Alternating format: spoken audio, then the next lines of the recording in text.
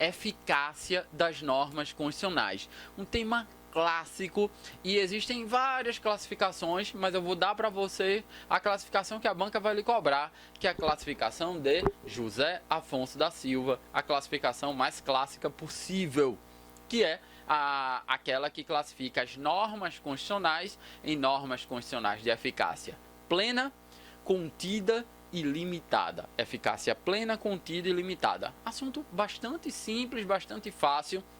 Vou lhe explicar. Quando surge a Constituição, existem normas que nós podemos aplicar desde o início da Constituição.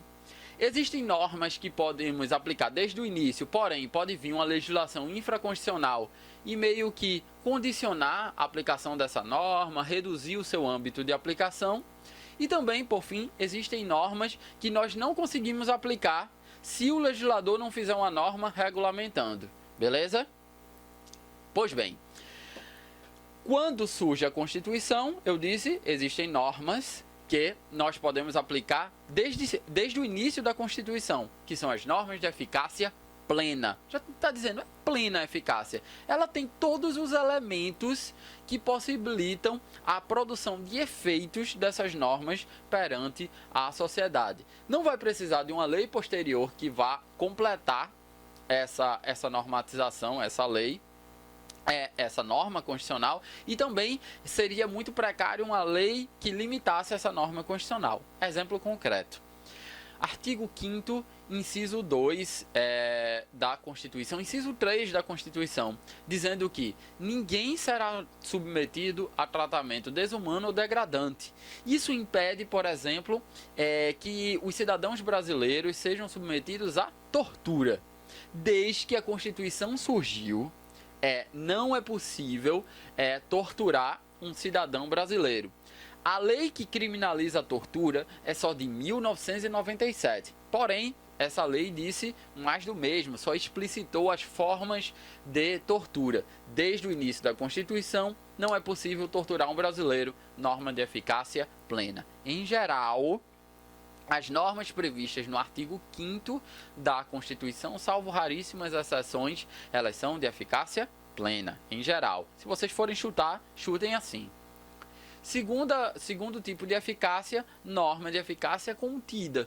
É aquela norma que, desde o início, pode produzir efeitos, porém, pode vir uma norma posterior, uma norma infraconstitucional posterior, e restringir o seu âmbito de aplicação. Restringir o seu âmbito de aplicação.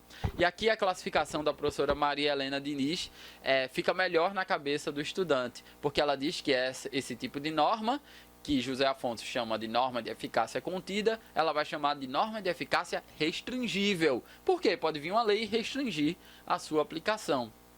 Artigo 5º, inciso 13 da nossa Constituição, vai falar sobre que todos podem exercer qualquer tipo de trabalho, nos limites que a lei estabelecer. Ou seja, o trabalho é lícito, você pode exercer, mas pode vir uma lei e regulamentar como você pode exercer esse trabalho. Norma de eficácia contida ou, segundo Maria Helena Diniz, restringível. Por fim, norma de eficácia limitada são aquelas normas em que só é possível gozar do direito presente nelas se vier uma regulamentação infraconstitucional. Então, essas normas são meio que letra morta da Constituição enquanto não houver essa regulamentação. Só que isso que eu acabei de falar é precário. Por quê? Porque mesmo que essa norma ela não tenha efeitos práticos, efeitos completos, ela já tem alguma espécie de efeito. Por exemplo, ela já impede o legislador de fazer uma norma contrária. Por exemplo, um exemplo clássico de norma de eficácia limitada: a possibilidade de greve por parte dos servidores públicos. Nunca foi feita essa regulamentação. O que é que o legislador não poderia fazer quando fosse regulamentar? Dizer que os servidores públicos não têm direito de greve. A Constituição já disse que ele tem direito de greve. Então, quando o legislador for regulamentar, ele tem que dar direito de greve aos servidores públicos, mas com uma ampla regulamentação. Então, ela pode também servir como parâmetro de interpretação para o legislador. Então, ela vincula o legislador quando for feita uma legislação futura, né? Então, por isso que tem esse efeito negativo e efeito vinculativo. E elas são de dois tipos. Ou ela é de princípio institutivo, ou ela é de conteúdo programático. Princípio institutivo são aquelas normas que trazem esquemas gerais da estruturação das instituições.